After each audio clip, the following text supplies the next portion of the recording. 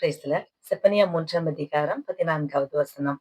Zion குமாரத்தியே கெம்பீரித்து பாடு, இஸ்ரவேலரே ஆர்ப்பரியுங்கள், எருசலேம் குமாரத்தியே நீ முழு இருதயத்தோடு மகிழ்ந்து களிகூரு. இங்க ஆண்டுடைய வார்த்தை சொல்லுகிறது, சியோன் குமாரத்தியே நீ கெம்பீரித்து பாடு. இவ்வளவு நாள் வேதனையோடும் கண்ணீரோடு இருந்தால் இனி பாடல் பாடுகிற ஒரு காலம் வந்து விட்டது. நீ ஆண்டவரை பாடு என்று ஆண்டவர் சொல்கிறார். சகரியா 2ஆம் அதிகாரம் 10வது வசனத்திலே, சியோன் குமாரத்தியே நீ கெம்பீரித்து பாடு, உன் தேவனாகிய கர்த்தர் உன் நடுவில் வந்து நான் வாசம் பண்ணுவேன் என்று கர்த்தர் சொல்லுவார். அவர் வந்து வாசம் பண்ணுவார்.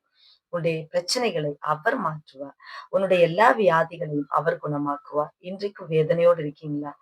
கண்ணீரோடு துக்கத்தோடு உங்க வாழ்க்கையை நீங்க கழித்துக் கொண்டிருக்கிறீர்களா? இன்னைக்கு ஆண்டவர் சொல்கிறார், நீ கெம்பீரித்து பாட வேண்டிய ஒரு காலம் உனக்கு வந்து விட்டது. இதற்கு முன்பதாக உங்கள் பாடல்களிலே அழுகை, பெருமூச்சு, கண்ணீர், ஏக்கம் இவைகளெல்லாம் இருந்தது உண்மைதான். ஆனால் இன்றைக்கு அந்த ஆண்டவர் இந்த சூழ்நிலைகள் எல்லாவற்றையும் அவர் மாற்றப் போகிறார். அந்த சூழ்நிலைகள் மாறிவிட்டது. எனவே அவர் சொல்லுகிறார், நீ கெம்பீரித்து பாடு, மகிழ்ச்சியோடு பாடு, ஆர்ப்பரித்து பாடு. இஸ்ரவேலின் தேவனாகிய கர்த்தர் உன் ஆக்கினைகளை அகற்றினார்.